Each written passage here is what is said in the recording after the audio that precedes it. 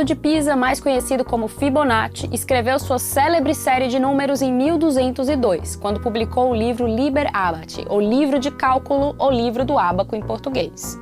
A sequência aparece em um problema sobre a criação e reprodução de coelhos que diz o seguinte: suponha que uma pessoa tenha um casal de coelhos recém-nascidos. Eles demoram 2 meses para atingir a idade de reprodução. Logo depois desse tempo, eles têm 2 filhotes que sempre vão ser um macho e uma fêmea. Daí por diante, eles vão se reproduzindo todo mês, sempre dando origem a um macho e uma fêmea, sem que nenhum animal morra. Perceba que tudo isso é muito improvável do ponto de vista biológico, mas a proposta vale para os nossos fins matemáticos aqui. A pergunta de Fibonacci ao final do problema é: quantos pares de coelhos vamos ter depois de 1 ano? Para chegarmos a esse número, temos que pensar que durante o primeiro mês, nosso casal de coelhos original ainda não atingiu a idade de reprodução. No segundo mês, eles chegam à idade adulta, mas ainda temos apenas um par de animais. No começo do terceiro mês, o casal tem suas primeiras crias, o que já nos deixa com 2 pares de coelhos. No começo do 4º mês, o primeiro casal se reproduz outra vez e o segundo conclui seu amadurecimento. Dessa forma, ficamos com 3 pares. No 5º mês, o primeiro casal volta a se reproduzir e o segundo tem crias pela primeira vez, mas o terceiro estará chegando à maturidade. Portanto, temos 5 pares. Esses ciclos reprodutivos continuam a cada mês, de forma que ao final de 1 ano, a quantidade de casais de coelhos chegue a 144.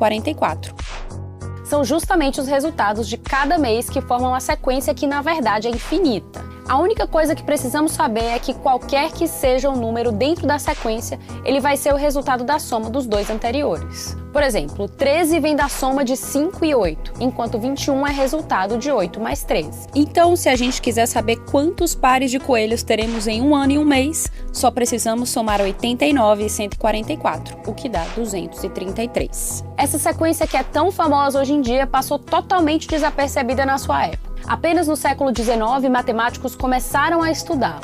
Não demorou para que eles se maravilhassem pela frequência com que ela aparece na natureza. E foi então que ela recebeu oficialmente o nome de sequência de Fibonacci. Mas com o conhecimento científico surgiram problemas e mal-entendidos que existem até hoje. O primeiro é que essa série, na verdade, não foi inventada por Fibonacci. O registro mais antigo em que ela aparece é de algo entre 450 e 200 anos antes de Cristo, está num livro sobre métrica escrito pelo matemático indiano Pingala. O segundo é que, apesar de a sequência aparecer em diversas estruturas naturais e padrões de crescimento, ela não rege a natureza de forma universal, nem mesmo nesses 2 aspectos. Vejamos as pétalas das flores, que são um exemplo clássico. Como explica o renomado matemático e divulgador científico americano Keith Devlin, autor de 2 livros sobre Fibonacci, a série de números realmente aparece nas pétalas de diversas flores com maior frequência do que se possa imaginar. O lírio, por exemplo, tem 3 pétalas, a prímula tem 5, o delfínio 8, a erva de São Tiago 13 e a chicória 21. A margarida pode ter 13, 21 ou 34 pétalas e os girassóis, exemplos mais extremos da sequência de Fibonacci em flores, podem ter 21, 34, 55, 89 ou 144 pétalas na primeira fileira, emparelhadas respectivamente com outras 34, 55, 89, 144 ou 233 na segunda.